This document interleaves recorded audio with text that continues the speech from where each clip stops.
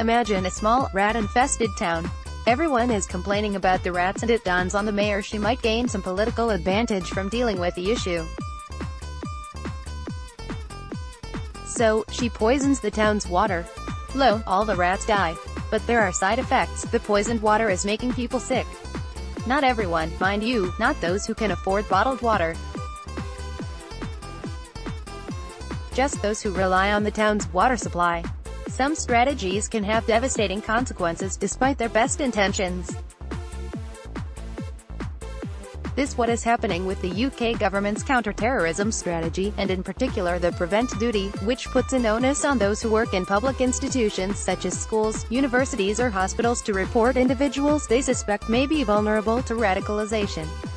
As the parable of poisoned water suggests, though the UK may package its counter-terrorism strategy for all people, its consequences for British Muslims have been exceedingly disproportionate. The prevent policy's negative impact on the lives of British Muslims has been well documented. Now, with new counter-terrorism legislation currently making its way through Parliament, the poison will soon be more potent than ever. Researchers have pinpointed how an inability to tolerate uncertainty is a central part of anxiety. When a student feels anxious while studying for an exam, for example, it's because of their inability to tolerate the uncertainty of failure. And it's that uncertainty with the way British Muslims will be treated under the UK's counter-terrorism apparatus which is making them increasingly anxious.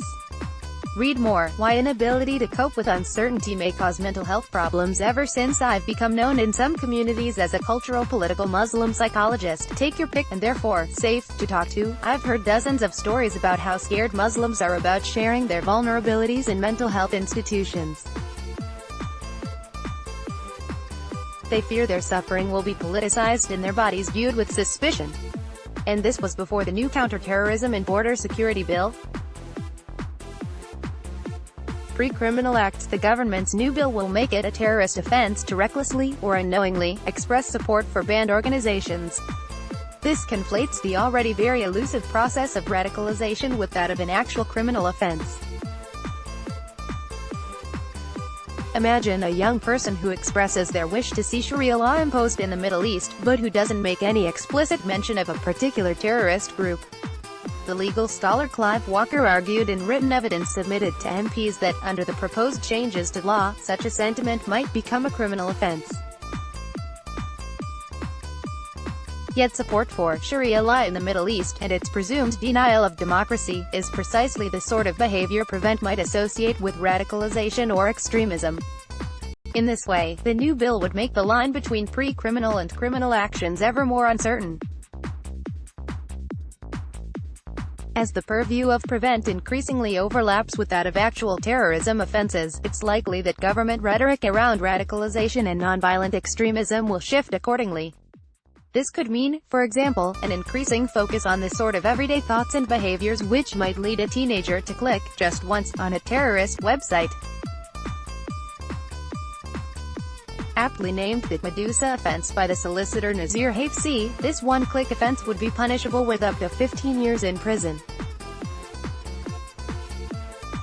This pathologizes and criminalizes the very curiosity that is the hallmark of youth. But not everyone's curiosities will be affected. British Muslims will be disproportionately burdened by the uncertain boundaries of such pre-criminality. Read more. Britain's new counter-terrorism legislation will undermine the rule of law even further. Rising uncertainty. At a recent community event I attended in London, where British Muslims were asked to voice their thoughts on the prevent duty, a 17-year-old Muslim girl admitted she had been afraid of speaking her mind, afraid and uncertain about the repercussions, for years. It's impossible to measure the impact of the silence of an adolescent girl, uncertain of her own voice as a result of such policies.